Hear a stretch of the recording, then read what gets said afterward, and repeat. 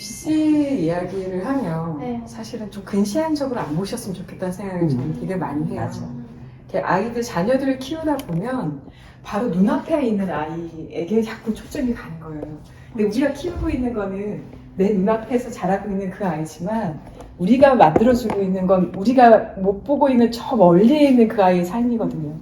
근데 우리가 그 앞으로의 그 먼 삶을 과연 다 투시하고 볼 수 있는가? 그걸 못 보거든요.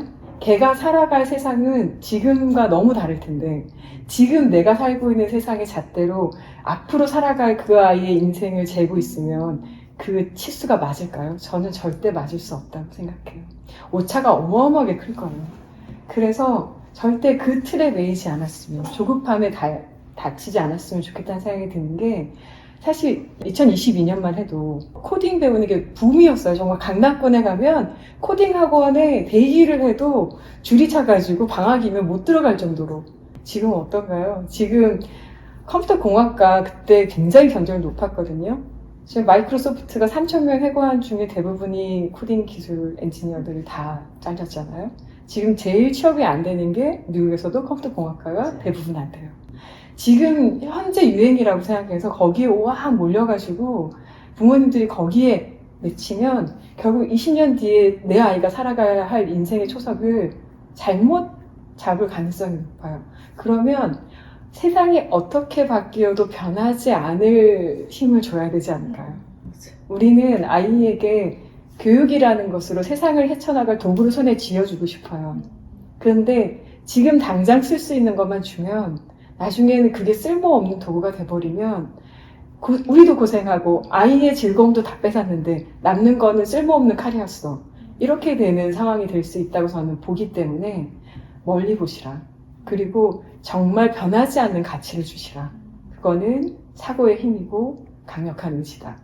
자기가 스스로 어느 정도 사고할 수 있는 능력만 있고 강한 의지만 있다면 세상이 어떻게 바뀌어서 자기가 무엇을 공부해야 돼도 해나갈 수 있어요. 근데 지금 문제 하나 더 푸는 것 때문에 그 아이의 의지를 꺾고 지금 점수 하나 더 받는 것 때문에 그 사고의 폭을 좁혀버리면 나중에는 정말 후회하게 될 수도 있다. 저희 아이가 10학년 때 저한테 그 말을 했어요.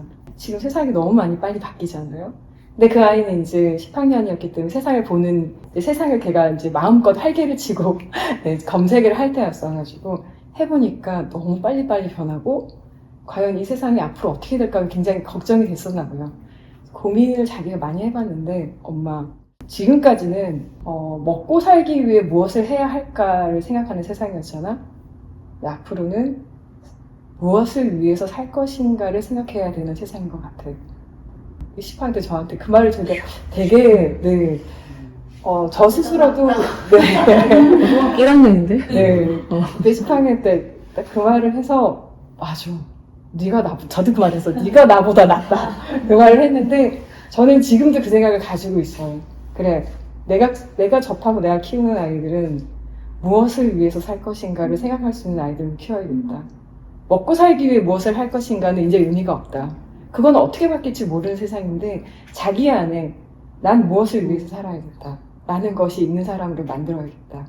그런 교육을 해야겠다 생각하고 있고, 인문학을 공부하는 게 사실 대학 입시에 그게 도움이 안 되냐? 그렇지 않죠. 물론 이제 기회비용 측면에서 봤었을 때 그 시간에 아주 단편적인 것들을 하는 게 조금 더 낫지 않았겠냐라고 말할 수도 있겠지만, 사실 이 국어 같은 경우를 보더라도 수능을 이렇게 보면 이 독해 능력이 얼마나 있느냐에 따라서 고득점이 나오는 거지, 열심히 학원 다니고 문제 푼다고 해서 고득점이 나오지는 않습니다. 중상위 정도의 점수는 낼 수 있는 것 같아요. 그런 방식으로 해서 수학도 마찬가지일 테고요. 그런데 정말 고득점이 나오고 싶으면 제대로 공부를 하고 깊이 있게 해나가야 되는 것이지, 그리고 그 속에서 어떤 공부에 대한 어떤 기쁨 뭐 이런 것들을 느꼈을 때 가능한 것이지, 그냥 이렇게 부모가 막 몰아넣고 한다고 해서 그건 한 중학교 때까지 가능한 것 같습니다. 그 이후에는 쉽지 않은 것 같고요. 그래서 실질적인 차원에서 놓고 보더라도 어떤 공부의 기쁨을 이렇게 만들어 갈 수 있는 인문학이 더 넓게 또 깊게 이렇게 볼 필요가 있다고 생각을 합니다. 지금은 아이들이 어떤 아이들은 뭐 끝나고 12학년을 고스란히 잘 졸업하고 그 다음에 자기가 이제 여행을 하거나 그리고 자기가 공부해서 대학을 가겠다 하는 친구도 있고 어떤 친구는 뭐 자기는 고민이 된다 지금 그런 친구들도 좀 있고 어떤 친구는 대학을 가겠는데 사실 아이들의 꿈이 언제 꾸냐면 15살, 14살 그때 많이 꾸잖아요. 그러니까 어떻게 하겠다. 그래서 8학년 때 프로젝트 한 것이 같이 가는 경우가 참 많아요. 그래서 네, 대부분이 많은 거거든요. 거의 3분의 2 정도는 그런 것 같아요. 제가 보기에는.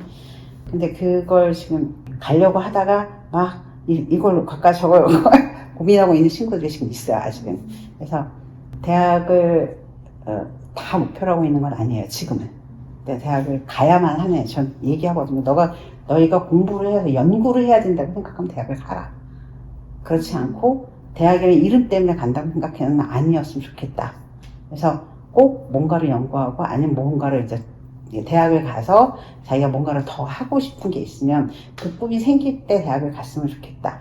라고는 얘기하거든요. 사실 모의고사는 던져줘요. 학년이 좀 높으면 10학년, 그러니까 11학년 정도 되면 아이가 원하면 한번 풀어봐라. 왜냐면 그것도 연습이잖아요. 세상 어차피 나가서 살아야 되는데 나는 아니야 하고 고고하게 앉을 수 있는 거 아니잖아요.